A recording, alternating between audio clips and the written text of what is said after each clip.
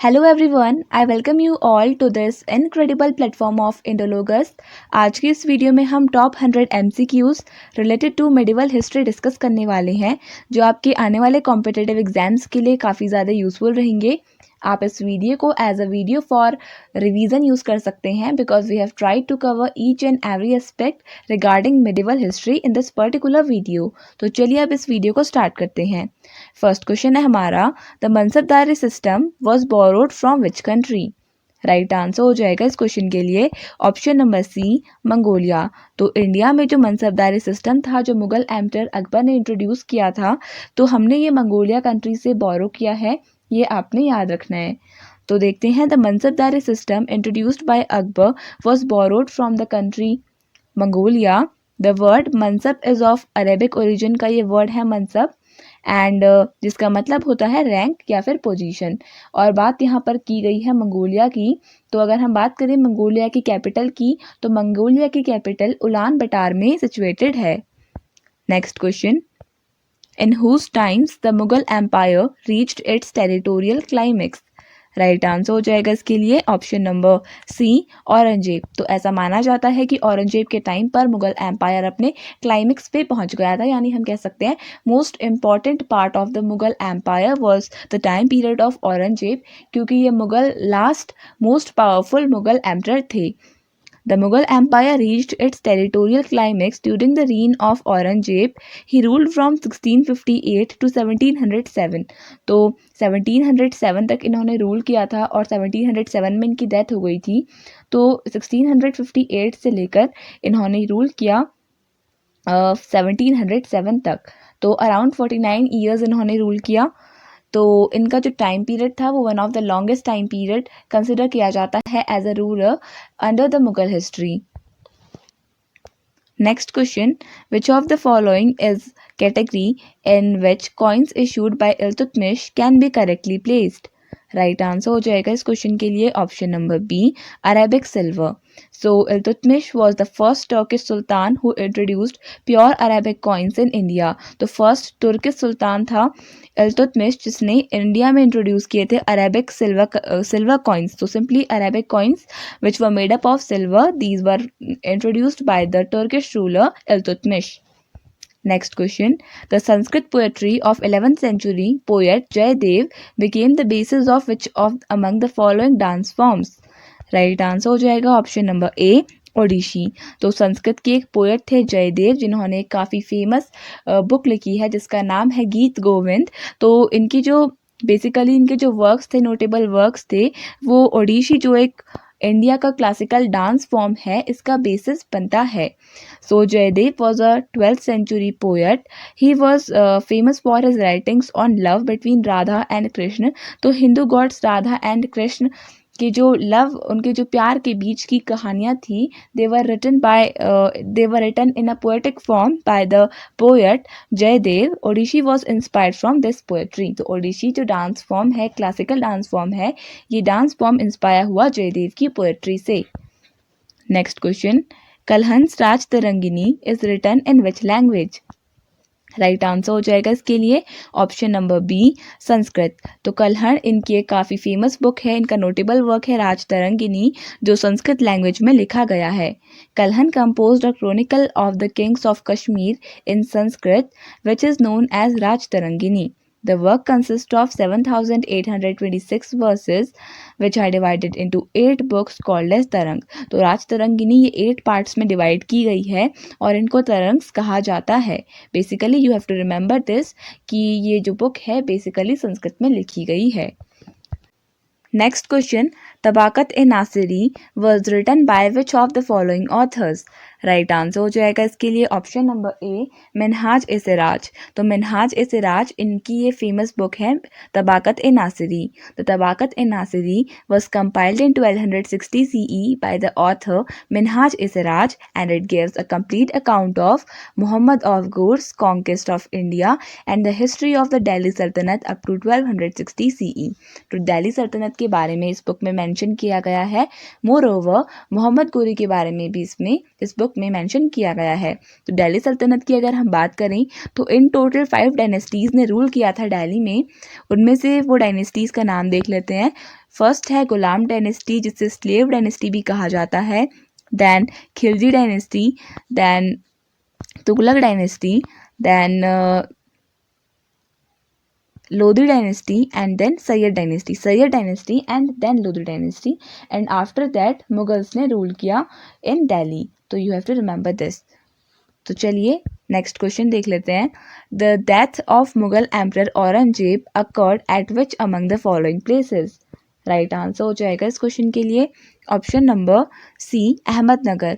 तो मुगल एम्परर, मैंने आपको बताया था the last most powerful Mughal emperor Aurangzeb, इनकी डेथ 1707 में हुई थी अहमदनगर में. Aurangzeb had died in Ahmednagar on 20 Feb 1707 at the age of 88.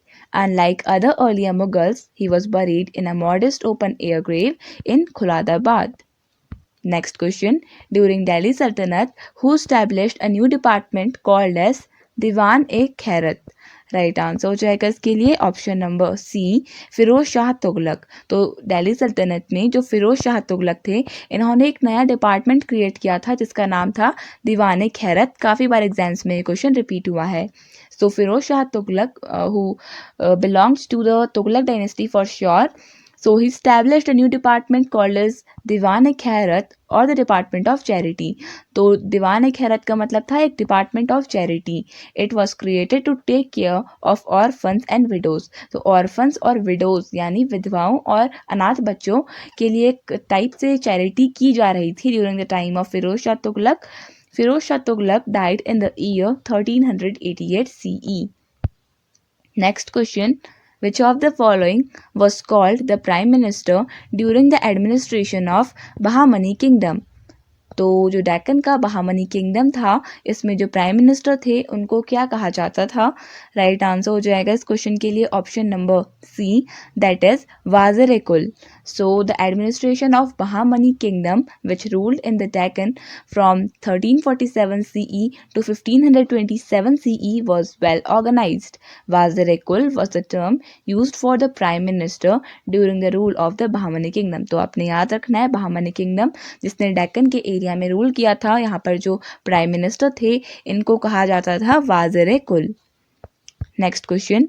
Which of the following was the first Muslim administrator to have introduced a system of measurement and valuation for agricultural land? Important question है, तो हमें बताना है first Muslim administrator जिन्होंने introduce किया था a system for measurement और valuation के लिए ऑफ एग्रीकल्चरल लैंड. तो राइट आंसर हो जाएगा इसके लिए ऑप्शन नंबर बी, यानी महमूद गवान. तो महमूद गवान ये बहामनी डायनेस्टी को बिलोंग करते थे. Was the first Muslim administrator to have introduced a system of measurement and valuation of agricultural land. तो जो खेती वाली भूमि होती थी यानी एग्रीकल्चरल लैंड, तो इसकी मेजरमेंट और वैल्यूएशन के लिए जो एक सिस्टम इंट्रोड्यूस किया था महमूद गवान ने किया था, who belongs to the Bahmani dynasty. Next question. Who was the revenue collector during the Mughal rule? Again important question. Right answer हो जाएगा इस क्वेश्चन के लिए option number C, that is Amal Guzar. तो अमल गुजर और अमिल was the revenue collector during the time of Mughal empire और Mughal rule. He used to assess and supervise the revenue collection. तो इनका वर्क होता था रेवेन्यू कलेक्शन को सुपरवाइज करना. Next question. What were the provinces known as under the administration of Shivaji? तो शिवाजी के time पर जो प्रोविंसेस होते थे उनको क्या कहा जाता था? So the right answer will be option number ए, प्रांत. तो देखिए शिवाजी के टाइम पर जो उनके एडमिनिस्ट्रेटिव यूनिट्स होती थी उनको प्रांत के नाम से जाना जाता था. The provincial administration under Shivaji was also patterned largely on the Deccani and Mughal system. He also recognized and renamed certain provinces. The provinces were referred to as प्रांत कहा जाता था and were under the charge of सूबेदार. तो आपने याद रखना है शिवाजी के टाइम पर जो प्रांत होते थे यानी प्रोविंसेस होते थे उनके हेड होते थे subedar. Next question. Who was the last ruler of Lodi dynasty? Right answer हो जाएगा इसके लिए option number C Ibrahim Lodi. तो इब्राहिम लोदी ये लास्ट रूलर थे लोदी डायनेस्टी के। Ibrahim Khan Lodi was the last ruler of the Lodi dynasty, reigning for 9 years until 1526 when he was defeated and killed at the Battle of Panipat। तो first battle of Panipat जो 1526 में लड़ा गया था between Mughal empire and Lodhi dynasty, तो इसमें जो इब्राहिम लोदी थे ये हार गए थे फर्स्ट बैटल ऑफ पानीपत। और ये किस किस के बीच में हुआ था? ये बाबर और इब्राहिम लोदी के बीच में हुआ था। तो ऐसा माना जाता है कि जो ये फर्स्ट बैटल हुआ था ये 20 to 21 अप्रैल 1526 में लड़ा गया था। जिसमें जो बाबर थे उन्होंने डिफीट किया था इब्राहिम लोदी को। By Babur's invading army giving a way to the emergence of Mughal empire in India, और यहीं से मुगल एम्पायर की शुरुआत हुई इंडिया में। Next question, battle of Tarain was fought in the year of. Right answer हो जाएगा ऑप्शन नंबर ए 1191। तो 1191 में पहला बैटल यानी फर्स्ट बैटल ऑफ तराइन लड़ा गया था। The battle of Taraori or Taraori also spelled as Tarain in 1191, a series of engagement that opened all of North India to Muslim control. In the first battle of Tarain, Prithviraj Chauhan won and against the Mahmud Ghori. तो जो पहला battle था तराइन का ये पृथ्वीराज चौहान और महमूद गोरी के बीच में लड़ा गया था, जिसमें पृथ्वीराज चौहान ये जीते थे फर्स्ट बैटल ऑफ तराइन। और जो सेकंड बैटल ऑफ तराइन था वो 1192 में हुआ था, जिसमें Prithviraj Chauhan he was defeated by Mahmud Ghori और Mohammad Ghori. Next question, which of the following sultans adopted Persian customs and manners in court? Right answer हो जाएगा इस क्वेश्चन के लिए option number B, that is Balban. तो बलबन वॉज द रूलर जिन्होंने अडॉप्ट किया पर्शियन कस्टम्स और मैनर्स को अपने कोर्ट में, यानी इन्होंने जो फारसी के रीति रिवाज थे और शिष्टाचार हम कह सकते हैं एज मैनर्स, तो उनको अपने कोर्ट में इंक्लूड किया। Balban was convinced that the glory of kingship was possible only by following the Persian traditions and he very carefully followed these traditions in his personal and public life. तो ऐसा मानते थे ये कि जो एक अच्छी किंगशिप है यानी एक अच्छा राजा तभी बन सकता है, अच्छा राज्य करना तभी पॉसिबल है जब पर्शियन ट्रेडिशंस को अपनाया जाए। तो इन्होंने पर्शियन जो ट्रेडिशंस एंड कस्टम्स थे उनको अपने कोर्ट में लागू करा। Next question, Sher Shah Suri defeated which Mughal emperor. Right answer हो जाएगा इसके लिए option number A, that is Humayun. तो शेर शाह सूरी इन्होंने हुमायूं को हराया था। In which battle he defeated him in the battle of Chausa जो 1529 में लड़ा गया था।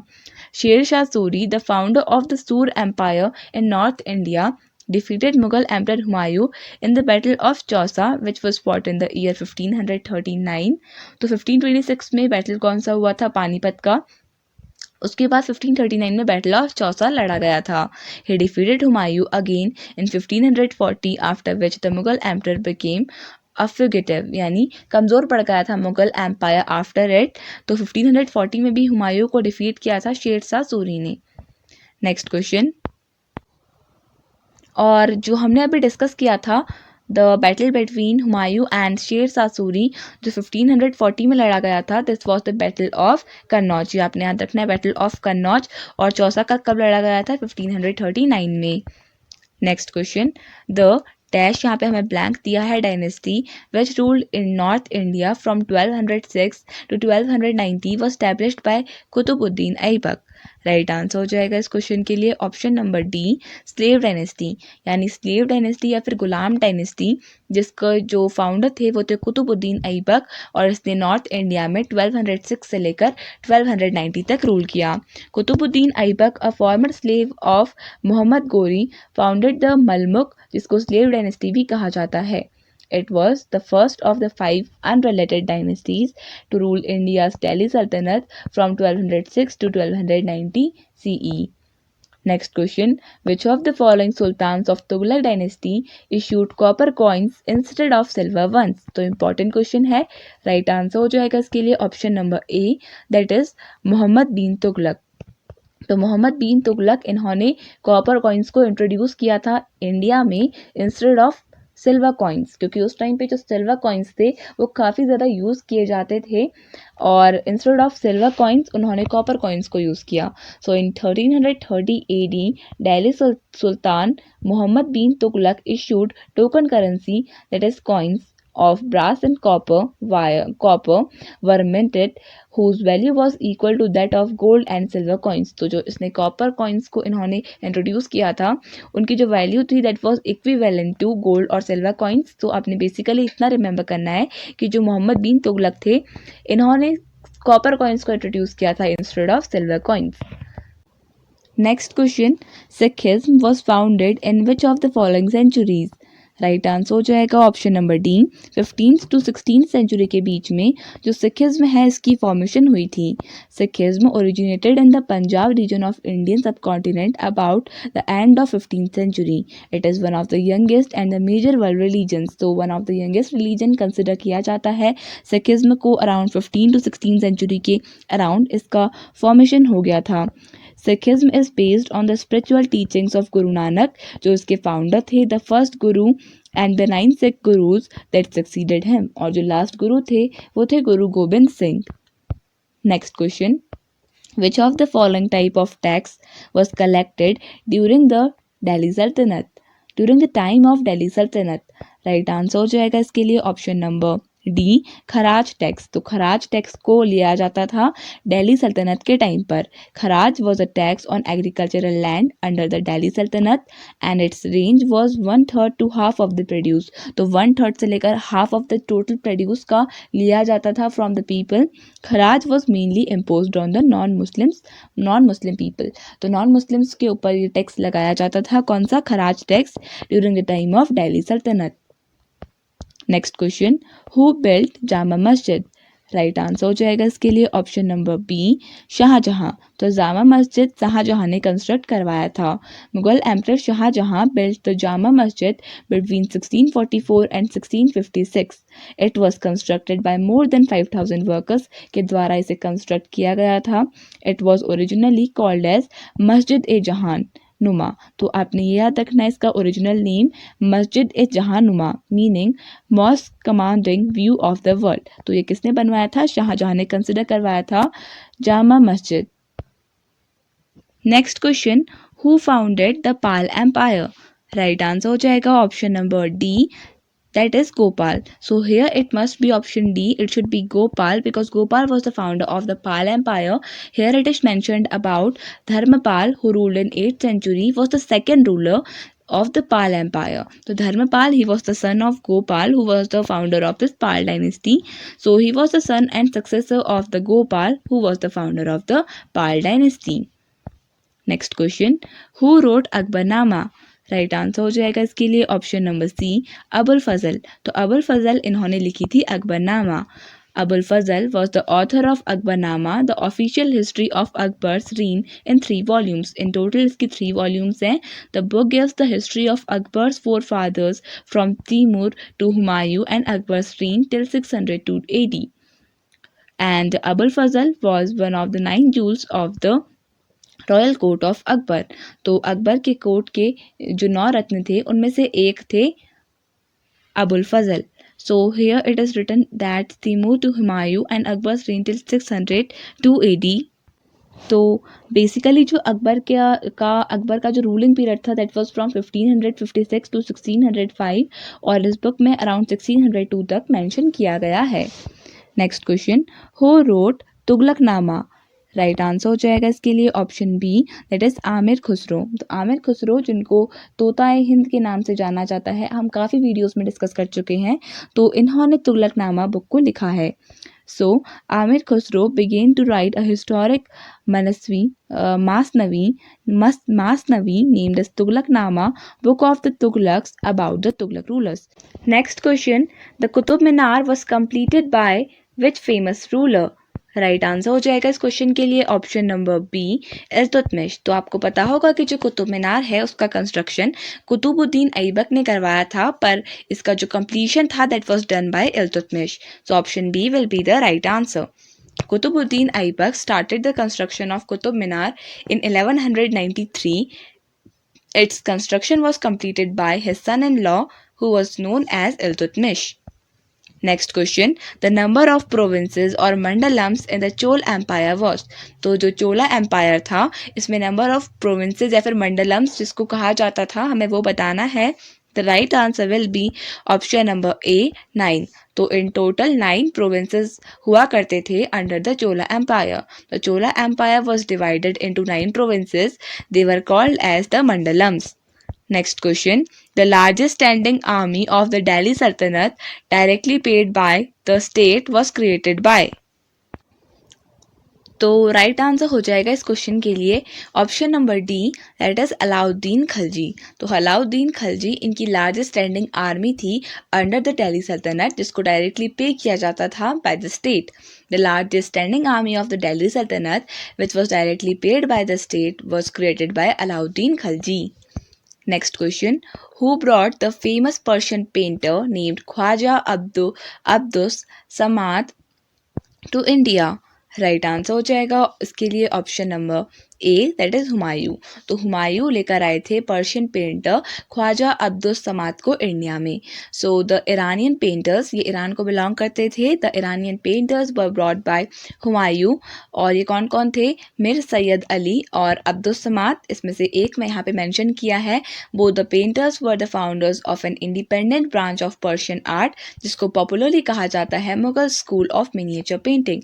तो कभी पूछा जाए कि जो Mughal school of miniature painting है उसको किसने फाउंड किया था, सो मिर Syed Ali and Abdus Samad who were brought by Humayun from Iran। Next question who founded the Vikramshila university? Right answer हो जाएगा ऑप्शन नंबर बी धर्मपाल। तो गोपाल जो फाउंडर थे पाल डायनेस्टी के उनके जो सन थे धर्मपाल इन्होंने फाउंड किया विक्रमशिला डायनेस्टी को। Vikramshila was founded by Pala king Dharmapal in the 8th और early 9th century। It proposed for about 4 centuries before it was destroyed by Bakhtiyar Khilji along with the other major centers of Buddhism in India around 1193। तो जो ये Vikramshila university थी इसको destroy कर दिया था बख्तियार खिलजी ने। You have to remember this. और इसके जो फाउंडर थे वो थे धर्मपाल। और ऐसे ही कभी कभी आपको नालंदा डायनेस्टी का भी पूछा जाता है founder, so that will be Kumaragupta. So Kumaragupta he was the founder of this Nalanda dynasty. Next question. The Delhi Sultanate reached its maximum geographical limits during the reign of। Right answer हो जाएगा इसके लिए option number C that is Mohammad bin Tughlaq. तो मोहम्मद बिन तुगलक के time पर जो दिल्ली सल्तनत थी उसने अपना मैक्सिमम ज्योग्राफिकल एरिया कवर किया था। So, their most prominent sultan was Muhammad bin Tughlaq. Under his reign, the Delhi Sultanate expanded its geographical boundaries to cover most of the part of Indian subcontinent. तो Indian subcontinent का maximum जो geographical area आया वो मोहम्मद बिन तुगलक के time पर आया था। Next question. The Assam state derives its name from a tribe that conquered the region. Where did the tribemen come from? Right answer हो जाएगा ऑप्शन डी सियाम जिसको अब थाईलैंड के नाम से जाना जाता है। सो जो tribe that conquered the region of Assam came from Siam जिसको अब थाईलैंड जो अब थाईलैंड के नाम से जाना जाता है। तो थाईलैंड से वो ट्राइब आई थी जिसका नाम था जो आकर असम में सेटल हुई थी। और अर्लियर थाईलैंड को सियाम के नाम से जाना जाता था तो तब से जो असम का नाम है वो असम पड़ा। Next question Chandragiri Fort is a historical fort built in 11th century. It is located in। Right answer हो जाएगा इस क्वेश्चन के लिए option number D that is Andhra Pradesh. तो आंध्र प्रदेश में लोकेटेड है ये चंद्रगिरी फोर्ट जो 11th सेंचुरी के अराउंड बनाया गया था। The Chandragiri fort is a historical fort built in 11th sanctuary located in Chandragiri Tirupati Andhra Pradesh India. तो आंध्र प्रदेश के तिरुपति में लोकेटेड है ये चंद्रगिरी फोर्ट। दो mostly associated with Vijayanagar kings, it was built much earlier in 11th century by Yadav Naidu kings। तो इसका construction Yadav Naidu Kings के द्वारा किया गया था। Next question the court language of Delhi Sultanate was. Right answer हो जाएगा इसके लिए option B Persian. So Persian was the court language of the Delhi Sultanate. The Delhi Sultanate literature began with the rise of Persian-speaking people to the throne of the Sultanate of Delhi, naturally resulted in the spread of Persian language in India. तो दिल्ली सल्तनत के बाद से ही जो Persian language है ये India में spread हुई, ये आपने याद रखना है. एंड द फर्स्ट पर्सन जिन्होंने पर्शियन लैंग्वेज में पोएट्री स्टार्ट की थी was Amir Khusro. Next question. Surdas was a disciple of which among the following saints. Right answer हो जाएगा इसके लिए option number D, that is Vallabhacharya. तो वल्लभाचार्य के शिष्य थे सूरदास.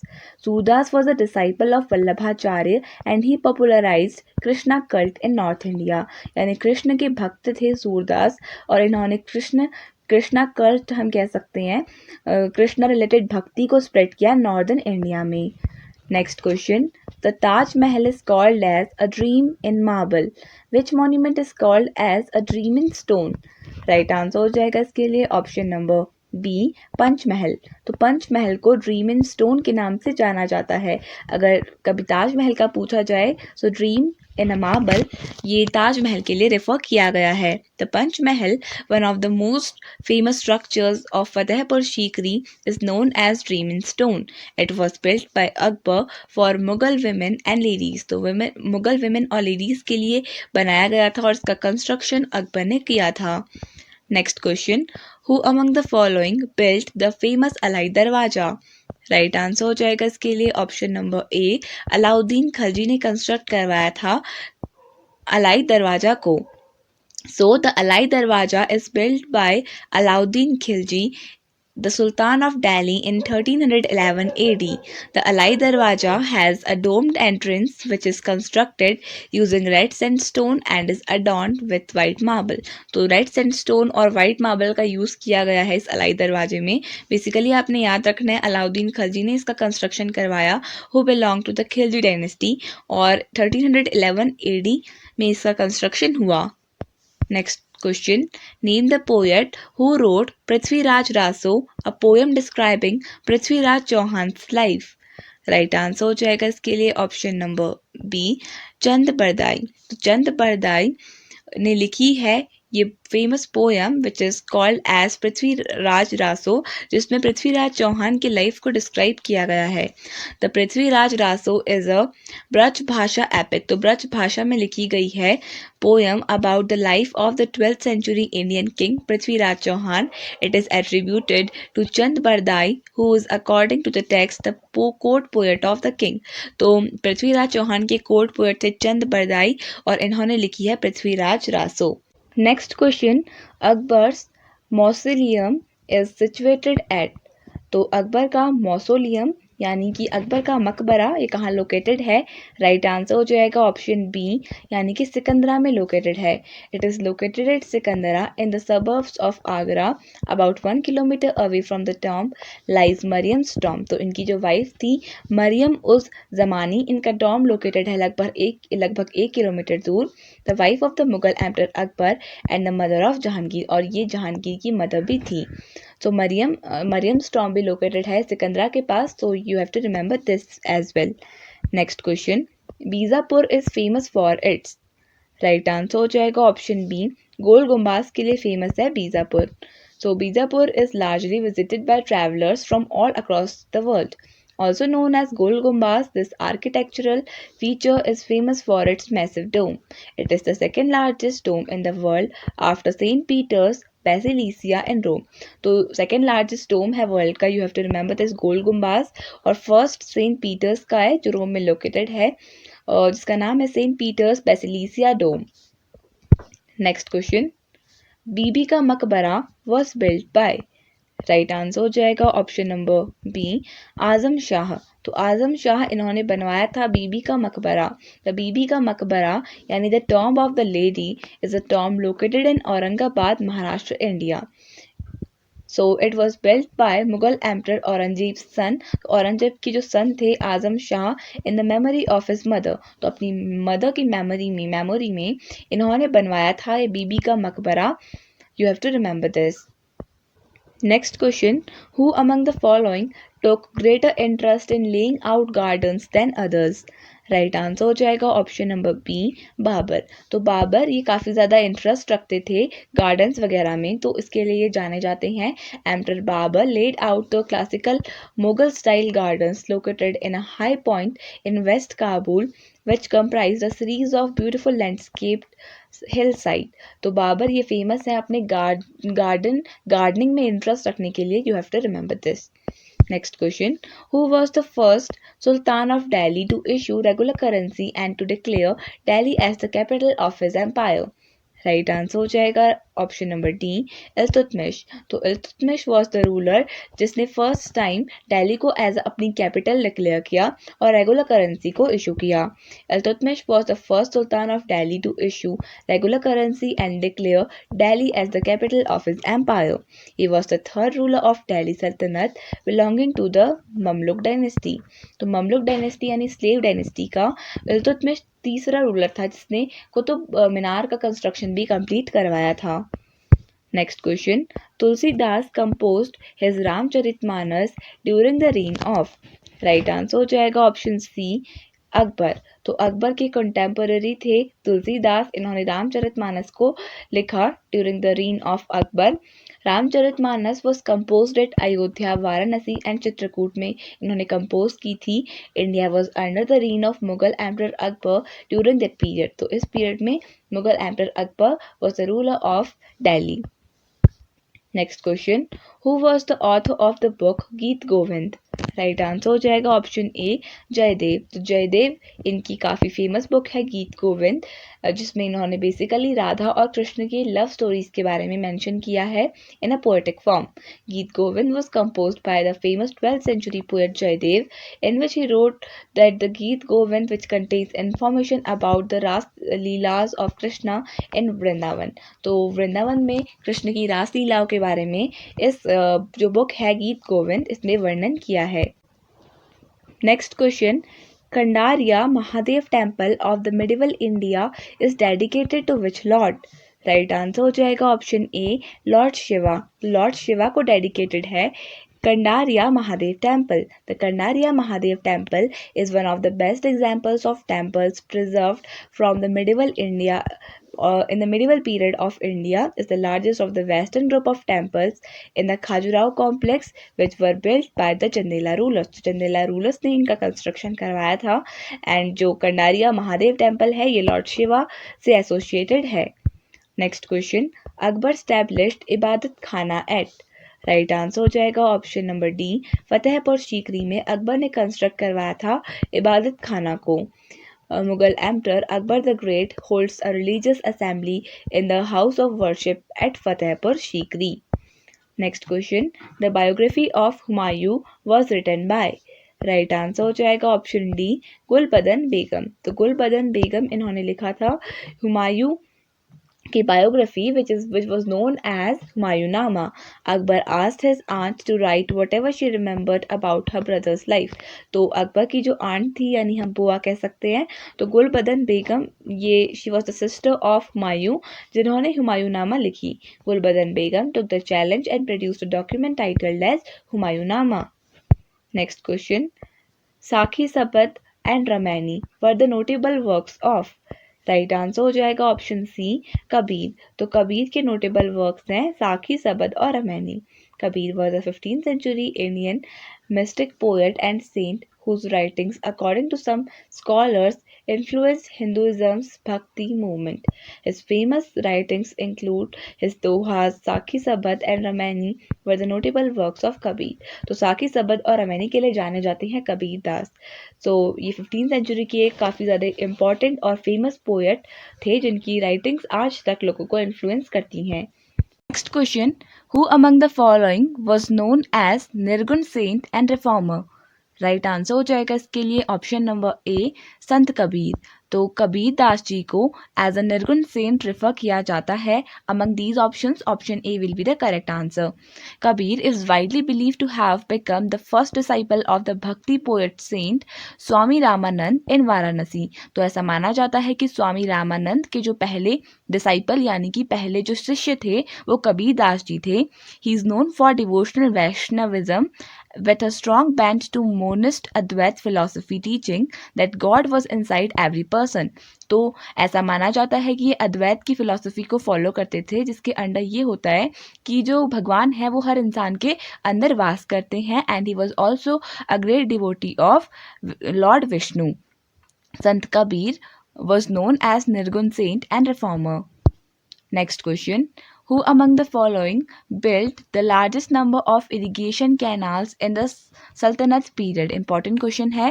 Right answer हो जाएगा इस question के लिए option number D, Firoz Shah Tughlaq. तो फिरोज शाह तुगलक ने सबसे ज़्यादा नंबर ऑफ कैनाल्स बनाई थी, यानी नहरों का निर्माण किया था दिल्ली सल्तनत के टाइम पर. So sultan Firoz Shah Tughlaq was a Turkic Muslim ruler of the Tughlaq dynasty who reigned over the Sultanate of Delhi from 1351 to 1388. He constructed 4 canals for irrigation. तो irrigation के पर्पस के लिए इन्होंने 4 canals का कंस्ट्रक्शन करवाया था. Next question. Al Biruni came to India with. Right answer हो जाएगा इसके लिए option number A, Mahmud of Ghazni. तो महमूद ऑफ गजनी के साथ अल बिरूनी इंडिया आया था.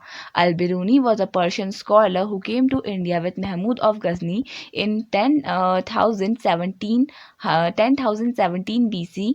ही रोट तारीख अल हिंद, यानी हिस्ट्री ऑफ इंडिया. तारीख अल हिंद के ऑथर हैं Al Biruni. You have to remember this. Next question. Who was the Mughal emperor at the time of Ahmad Shah Abdali's invasion of India?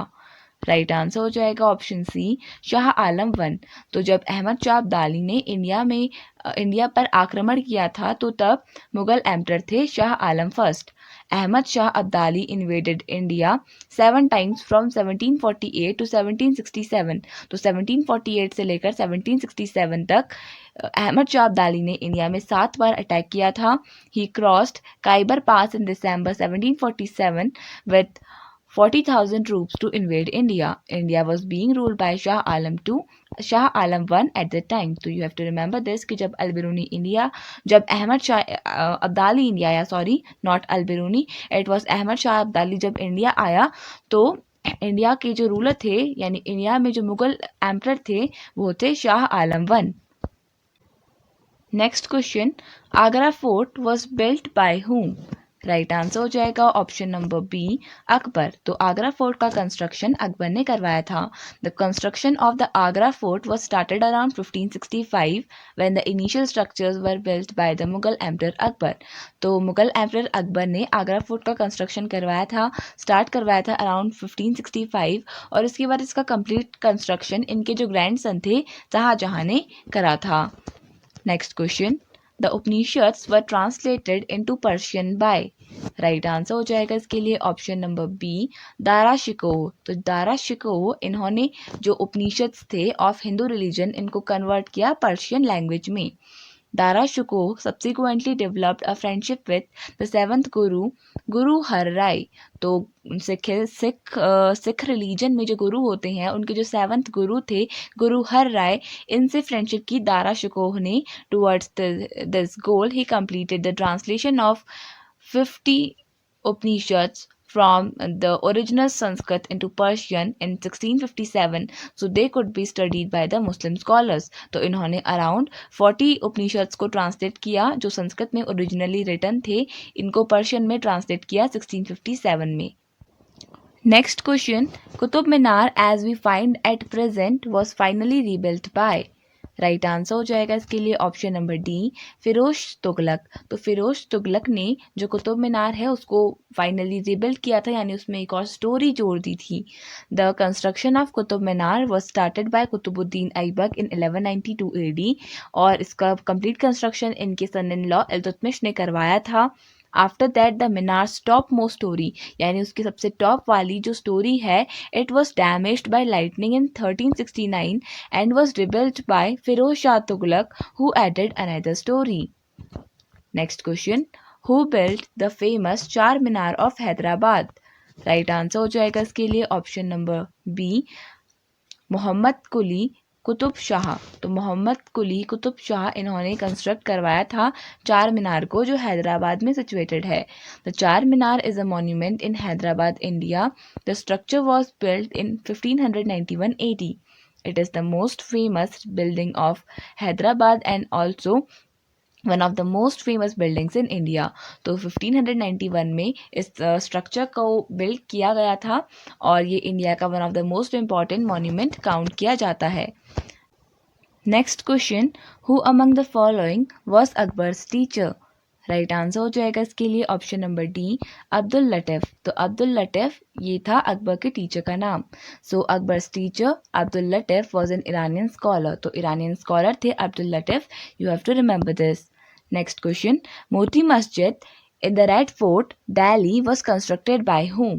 Right answer हो जाएगा ऑप्शन नंबर सी, औरंगजेब। तो औरंगजेब ने construction करवाया था मोती मस्जिद का, जो रेड फोर्ट के पास लोकेटेड है दिल्ली में।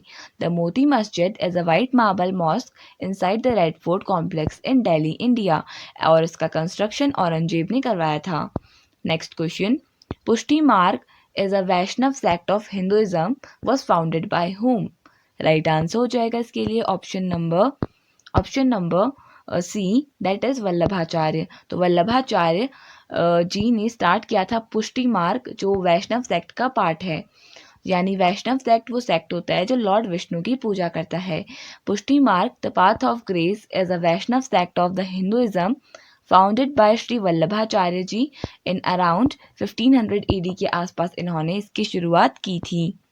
Next question, name the language that was designated as the camp language during the medieval period? Right answer हो जाएगा इसके लिए ऑप्शन नंबर डी, उर्दू। तो उर्दू लैंग्वेज को as a camp language refer किया गया मेडिवल पीरियड में। Urdu was designated as the camp language of the medieval India. The word Turkish meaning military camp as lashkar. तो जो कैंप है उसका मतलब टर्किश लैंग्वेज में लश्कर होता है। Urdu language was developed due to the contact of Hindu, Turkish and Afghan soldiers. तो उर्दू जो लैंग्वेज बनी वो हिंदी लैंग्वेज, टर्किश लैंग्वेज और अफगानीज की जो लैंग्वेज थी उसका हम एज अ मिक्सचर कह सकते हैं उर्दू लैंग्वेज को। Next question, which world heritage site is built on the right bank of Yamuna river? Right answer for this question will be option number A, Taj Mahal. तो ताज Mahal located है on the right bank of Yamuna river और ये एक world heritage site है, as well as it is one of the 7 wonders of the world. Mughal emperor Shahjahan in the memory of his favourite wife built the Taj Mahal. It is situated on the west bank of river Yamuna in the city of Agra, Uttar Pradesh. It was included in the UNESCO world heritage site in 1983 में इसको include किया था। You have to remember this. So next question, which of the following Sikh guru compiled the Adi Granth? Important question है। Right answer हो जाएगा option सी, यानी गुरु अर्जुन देव। तो गुरु अर्जुन देव इन्होंने आदि ग्रंथ को कंपाइल किया था। आदि ग्रंथ was compiled by the 5th गुरु, गुरु अर्जुन। तो ये 5th गुरु थे। You have to remember this. Next question, Jantar Mantar is located in which state? Right answer हो जाएगा option number A, that is Rajasthan. तो राजस्थान में जंतर मंतर जो एक फेमस मॉन्यूमेंट है इंडिया का लोकेटेड है। The Jantar Mantar monument in Jaipur Rajasthan is a collection of 19 architectural astronomical instruments built by the Rajput king Sawai Jai Singh to. तो इसका कंस्ट्रक्शन सवाई जय सिंह सेकेंड ने करवाया था। Next question, who is the saint to have written the famous Bijak? Right answer हो जाएगा option number A, that is संत कबीर। तो कबीर दास जी ने बिजक को लिखा है। Bijak is the best known of the compilations of Kabir and as such is the holy scripture for the followers of Kabir Panthi religion. तो कबीर पंथी religion को follow करने वाले लोगों का एक होली टेक्स्ट हम कह सकते हैं, होली स्क्रिप्चर है Bijak. The Bijak is one of the earliest of the major text in modern Hindi. The first Indian Hindi scholar of the Mughal period was? Right answer हो जाएगा इसके लिए option number A, Malik Mohammad Jayasi. तो मलिक मोहम्मद जायसी इनको Hindi scholar, first Indian Hindi scholar of the Mughal period की तरह refer किया जाता है। Malik Mohammad Jayasi was the first Indian Hindi scholar. Malik Mohammad Jayasi was an Indian Sufi poet and pir. He wrote in Awadhi language and in the Persian Nastaliq script. तो ये अवधी language में और पर्शियन की नास्तलिक स्क्रिप्ट में लिखा करते थे Malik Mohammad Jayasi. He is best known for his epic poem Padmavat. तो पद्मावत के ऑथर भी मलिक मोहम्मद जायसी हैं और इसके लिए ये काफ़ी ज़्यादा फेमस हैं। Next question, which Mughal ruler constructed a new city called as Deen Panah on the bank of Yamuna River? Right answer हो जाएगा इसके लिए ऑप्शन नंबर ए हुमायूं। तो हुमायूं ने कंस्ट्रक्ट करवाया था Deen Panah on the bank of Yamuna river. You have to remember this. So Deen Panah, it was the name of a new city basically. Humayun ascended the throne in 1530 and in 1533 founded a new city Deen Panah on the bank of Yamuna River. तो 1530 में throne पर आए और 1533 पे इन्होंने construct करवाया या simply found की एक न्यू सिटी दीन पनाह। Next question, who was the author of the book Taj ul Maasir? Right answer हो जाएगा इसके लिए ऑप्शन नंबर सी हसन निज़ामी। तो हसन निज़ामी इनकी बुक है ताज उल मासिर या फिर ताज उल मसीर। सो हसन निज़ामी was a Persian language poet and historian who lived in the 12th and 13th centuries. He migrated from Nishapur to Delhi in India, where he wrote Tajul Masir और Tajul Masir the first official history of Delhi sultanate. तो first official history of Delhi sultanate जिसका नाम है Tajul Masir, it was written by Hasan Nizami. ये आपने याद रखना है, इंपॉर्टेंट क्वेश्चन रहेगा आपके एग्जाम्स के लिए।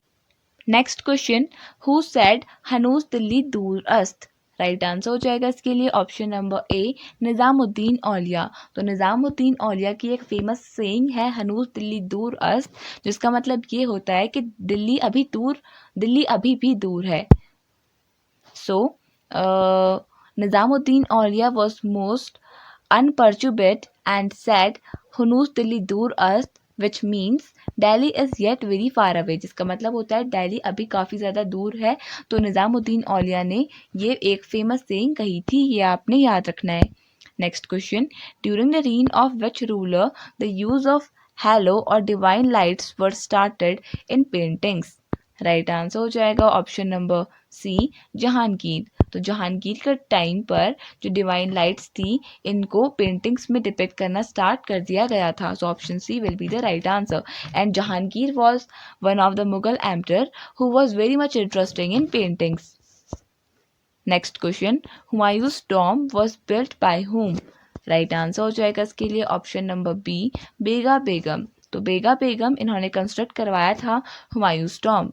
The tomb of Humayun was built by the orders of Humayun's first wife and the chief consort empress बेगा बेगम। तो इन्होंने कंस्ट्रक्ट करवाया था जिनको हाजी बेगम के नाम से भी जाना जाता था। The construction began in 1565 and completed in 1572 AD at the cost of 1.5 million rupees at the time.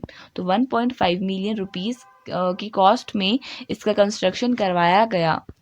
Next question, who was famously known as Tota e Hindustan? Right answer हो जाएगा इसके लिए option number C Amir Khusro. तो आमिर खुसरो को तोता ए हिंदुस्तान या फिर पैरट ऑफ इंडिया के नाम से जाना जाता है।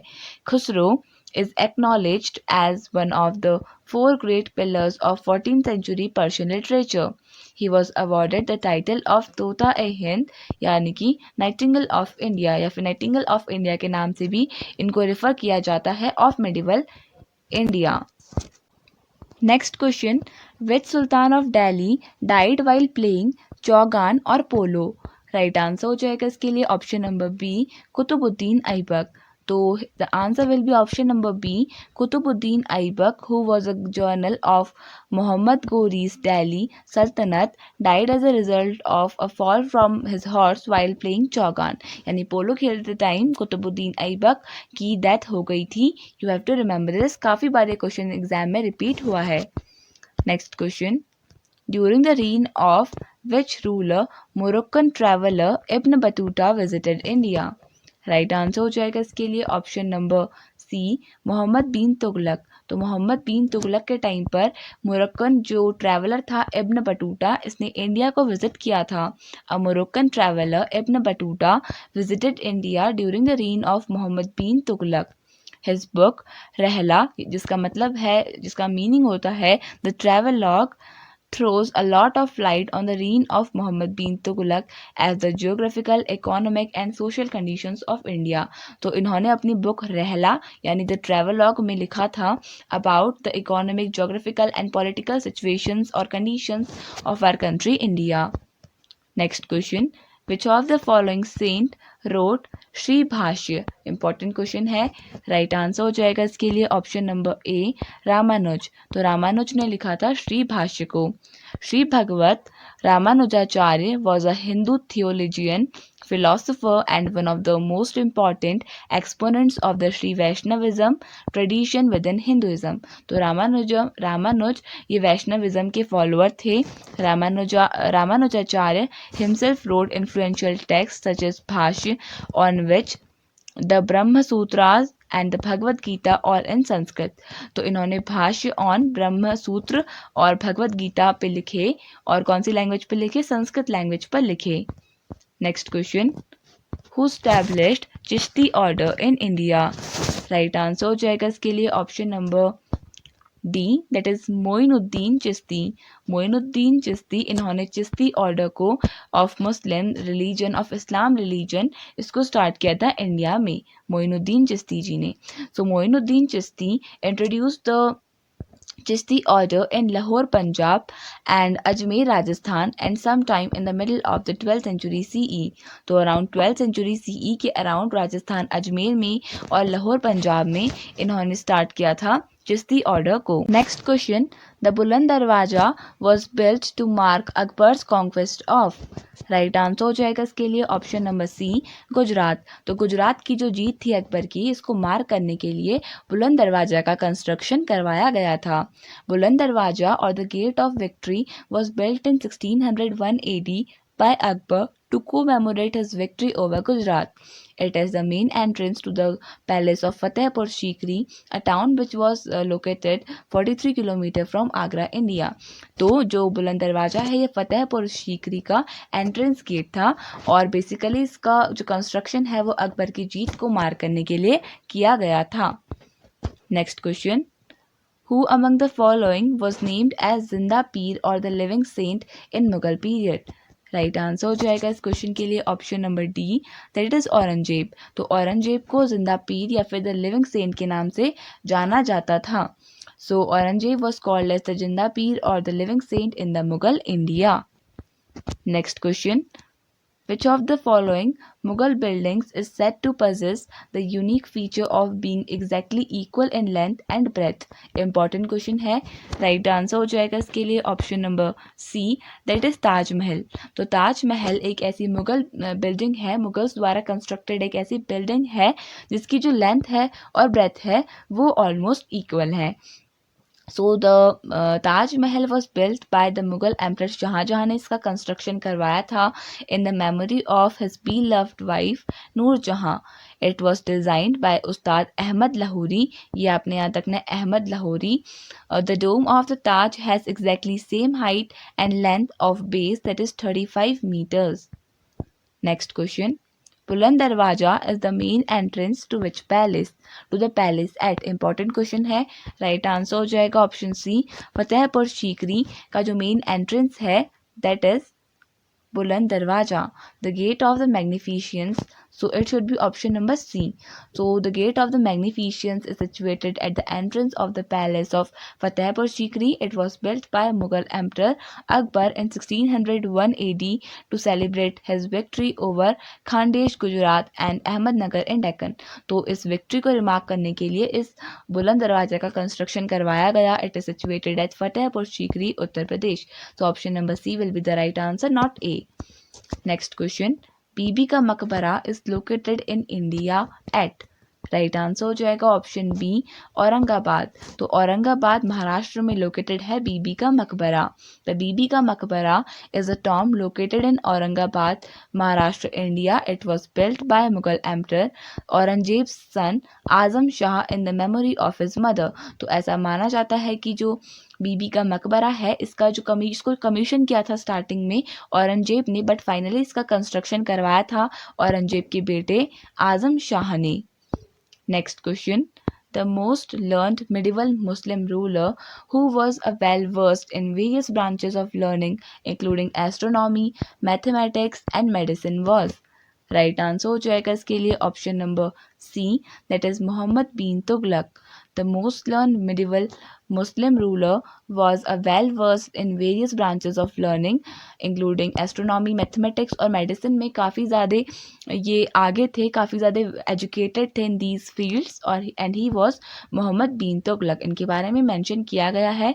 So this question can be important from your examination point of view. Next question. Which was the first garden tomb in the Indian subcontinent? Right answer हो जाएगा इसके लिए ऑप्शन नंबर बी, हुमायूं's टॉम्ब. तो हुमायूं का जो टॉम्ब था ये Indian सब कॉन्टिनेंट का फर्स्ट गार्डन टॉम्ब था. हुमायूं's tomb, the tomb of the Mughal emperor Humayun, was built by his wife Hamida Banu Begum in 1570. It was the first garden tomb in Indian subcontinent. And Humayun, मैंने आपको बताया था, he was very fond of gardens. It was declared as the UNESCO World Heritage Site in 1993. तो 1993 में से as a UNESCO World Heritage Site की तरह भी डिक्लेयर कर दिया गया था. Next question. The famous historical monument Atala mosque is associated with the. Right answer हो जाएगा इसके लिए option number C, Sharqi rulers. तो शारकी रूलर्स से एसोसिएटेड है ये Atala mosque. The Jaunpur Atala Masjid was built by sultan Ibrahim Sharqi sultan of Jaunpur. तो जौनपुर के शारकी सुल्तान इब्राहिम ने इसका कंस्ट्रक्शन करवाया था. इसका कंस्ट्रक्शन 1377 में स्टार्ट हुआ था और 1408 में कंप्लीट हो गया था. Next question. Bhakt Tukaram was a contemporary of which Mughal ruler? Right answer हो जाएगा ऑप्शन नंबर डी, जहांगीर. तो जहांगीर के कंटेम्पोरेरी थे भक्त Tukaram. The period of Bhakta Tukaram is considered between 1608 to 1649 and the period of Jahangir 1627 to 1657. तो इनमें से जो भक्त तुकाराम थे वो जहांगीर के कंटेम्पोररी थे. Next question. Shahjahan built Taj Mahal in the memory of. Right answer हो जाएगा ऑप्शन नंबर सी, मुमताज महल. तो शाहजहां ने ताजमहल का कंस्ट्रक्शन अपनी वाइफ मुमताज महल की याद में करवाया था. An immense mausoleum of white marble built in Agra between 1631 and 1648 by an order of the Mughal Emperor Shah Jahan in the memory of his favorite wife. The Taj Mahal is the jewel of the Muslim art in India. और जो ताज महल है इसे one of the 7 wonders की तरह भी consider किया गया है. Also it is considered as a world heritage site by UNESCO. Next question. Who among the following was responsible for making Sikhism a militant force? Right answer हो जाएगा option number ए, गुरु हरगोबिंद सिंह. तो गुरु हरगोबिंद सिंह इन्होंने सिखिज्म को एक militant force की तरह बनाया. Guru Hargobind Singh was the first guru to engage in warfare, advising the Sikhs to take part in the military training and martial arts. तो गुरु गोबिंद सिंह जी ने ही मोटिवेट किया सिख लोगों को कि वो लोग मिलिट्री ट्रेनिंग और मार्शल आर्ट्स में एक्सपर्ट बने. ही ऑल्सो कंस्ट्रक्टेड द अकल तख्त. तो ये भी आपने याद रखना है, Akal Takht, it is pronounced it Akal Takht. It was constructed by Guru Gobind Singh, who was the last guru of Sikh. Next question. Who translated Ramayana into Persian? Right answer हो जाएगा ऑप्शन बी, यानी कि बदौनी. तो Badauni he translated the Hindu epic Ramayana into Persian. So Abdul ul Qadir Badauni, इनका पूरा नाम था, was a great translator and historian of Mughal era. He was appointed by Mughal Emperor Akbar to his religious offering of royal council. Akbar asked him to translate the Ramayana into Persian. It took him 4 years to complete the task. और इनको जो ये काम था, ये work था, ये किसने दिया था? अकबर ने दिया था, मुगल एम्परर अकबर ने. और लगभग 4 साल में बदौनी इन्होंने ट्रांसलेट किया रामायणा को संस्कृत से पर्शियन में. Next question.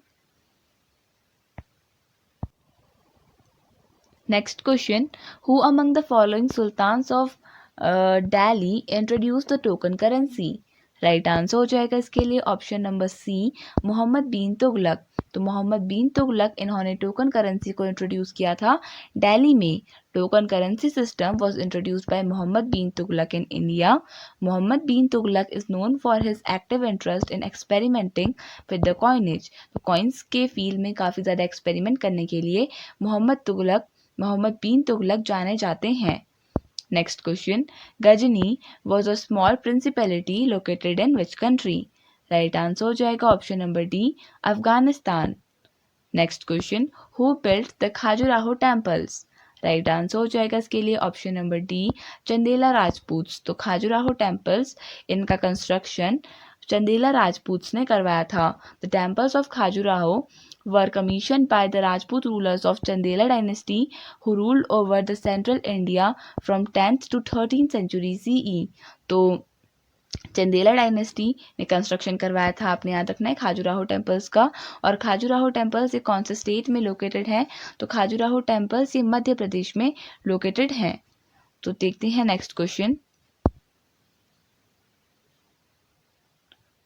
The Kailash Temple is one of the largest rock-cut ancient Hindu temple located at Ellora and it was built by? Right answer हो जाएगा इसके लिए ऑप्शन नंबर बी, कृष्णा देव। तो कृष्ण देव वन ने इसे जो कैलाश टेम्पल्स हैं इनका कंस्ट्रक्शन करवाया था, जो एलोरा में लोकेटेड है। The Kailash temple cave 16 is one of the 34 cave temples and monasteries known collectively as Ellora caves. तो अराउंड 34 caves located हैं at Kailash Temple. Its construction is generally attributed to the 8th century Rashtrakuta king Krishna one. तो Rashtrakuta king थे Krishna one, इन्होंने construction करवाया था Kailash temple का। Next question, the caves and rock cut temples of Ellora are? Right answer हो जाएगा इसके लिए option number D, they are related to Hindu, Buddhist and Jain religion. Ellora, built by Rashtrakutas, is located in northwest of Aurangabad in Maharashtra. It is one of the World Heritage Sites. It is well known for its monumental caves, यानी 12 Buddhist caves 1 to 12, 17 Hindu caves 13 to 29 and 5 Jain caves from 13 to 34. तो ये भी आपने याद रखना है कि जो एलोरा में लोकेटेड रॉक कट टेम्पल्स हैं, these are related to these three religions, Hinduism, Buddhism and Jainism. Next question, Mahmud of Ghajni led a raid against the Rai of Bhera on the river Jhelum in which of the following years? Right answer हो जाएगा इसके लिए option number ए, 1004 AD। तो around 1004 AD में Mahmood of Ghazni इसने red किया था और to the Rai of Bhera, on the Rai of Bhera Jhelum river के बैंक पे। So in 1001 CE Mahmud crossed the Indian frontier and in the following year he defeated Jaipal. The rich spoils from the expedition encouraged Mahmud to repeat his raids in 1004 AD. He did the second raid against the Rai of Bhera. तो firstly इन्होंने जयपाल को defeat किया था और secondly Rai of भेरा के ऊपर attack किया था महमूद ऑफ गजनी ने। Next question, who wrote the book किताब उल हिंद? राइट आंसर हो जाएगा इसके लिए ऑप्शन नंबर सी, अल बिरूनी। तो अल बिरूनी ने लिखी है ये बुक किताब ul Hind. Kitab ul Hind is the result of long years of hard work and Al Biruni's perseverance and in many years. So here comes the homework question with us. आपको इसका आंसर कमेंट सेक्शन में बताना है। और आज का आपको होमवर्क क्वेश्चन है, which sultan of Delhi died while playing chaugan और पोलो? इसका आंसर आपको कमेंट सेक्शन में बताना है। तो इसके साथ हमारी ये वीडियो कंप्लीट हुई। आई होप आपको वीडियो पसंद आई होगी, as it was a sort of revision for you. हमने क्वेश्चन शॉर्ट में डिस्कस किए हैं और इसकी कंप्लीट वीडियोस चैनल में अवेलेबल है। So thank you so much for watching this video and I wish all the best for your coming examinations.